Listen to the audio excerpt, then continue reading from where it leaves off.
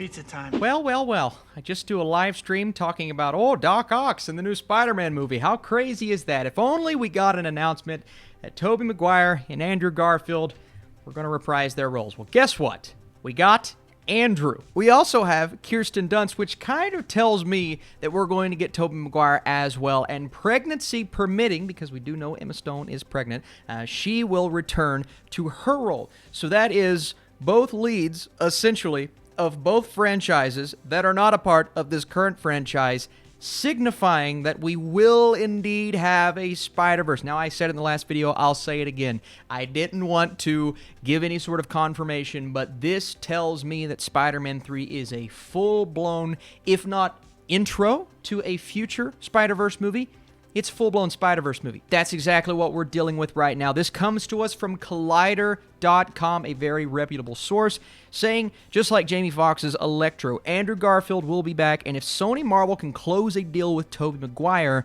he will be back too. Kirsten Dunst will return as MJ, and I expect Emma Stone to reprise her role as Gwen Stacy, pregnancy permitting.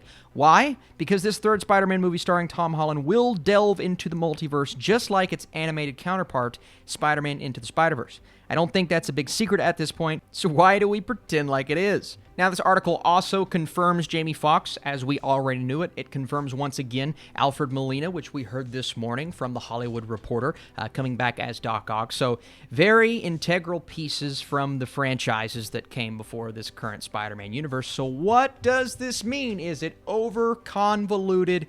Is it too much? I think this is a big fear that pretty much everyone is going to have, but there's also that excitement that we as fans of, whether you're a Toby stan, an Andrew stan, or a Tom Holland stan, you're going to get all three in this film, and this could be a full-blown Spider-Verse movie. Now, we bring up topics like Miles Morales. Will this include Miles? Is it more so Tom Holland kind of taking the role of Miles Morales? Then he will be introduced in one of the other universes, and that Spider-Man will be the Spider-Man to die. I have a feeling that one of our three Spider-Men will not make it.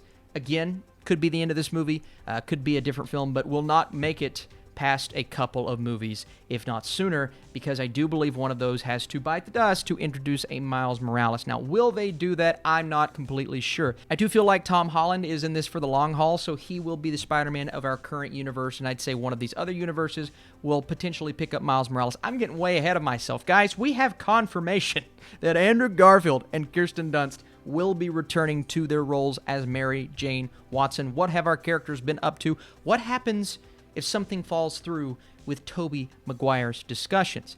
Tobey Maguire hasn't said yes yet, hasn't closed an official deal. So while his inclusion is not official, we do know, according to Collider, that the studio is in conversations with him and does want him to come back. So the fact that they want him to come back and are so adamant about getting Andrew Garfield back, where does this all go? Now, I need your all's thoughts below. Obviously, are you excited for this? But what is this movie all about, right? Who is the main villain? Do we get some of our villains from Spider-Man Homecoming or Far From Home? Is Mysterio still alive? Is Michael Keaton returning as the Vulture? There were rumors about Kraven the Hunter. I don't know if they go that route now that we have some of these other characters back. There are a lot of routes that this movie could go. And what about the ever-lingering question at the end of Far From Home, what I thought the premise of the movie was going to be originally, and that is the fact that everyone knows that Tom Holland, that Peter Parker is Spider-Man in this universe now, thanks to J.K. Simmons as J. Jonah Jameson, which apparently was our first introduction into the multiverse.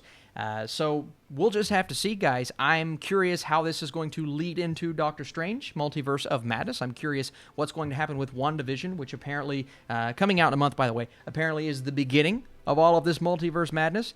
This seems to be where the MCU is going. This is the future of the Marvel Cinematic Universe. We're going to be dealing with the multiverse. We're going to be bringing in characters that way. We could go the X-Men route.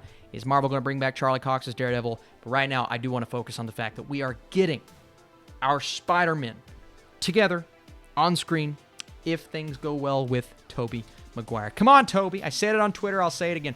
We need you. That means no Spider-Man 3 memes. I'm sorry about the intro. We won't do it anymore, but hey, it's pizza time.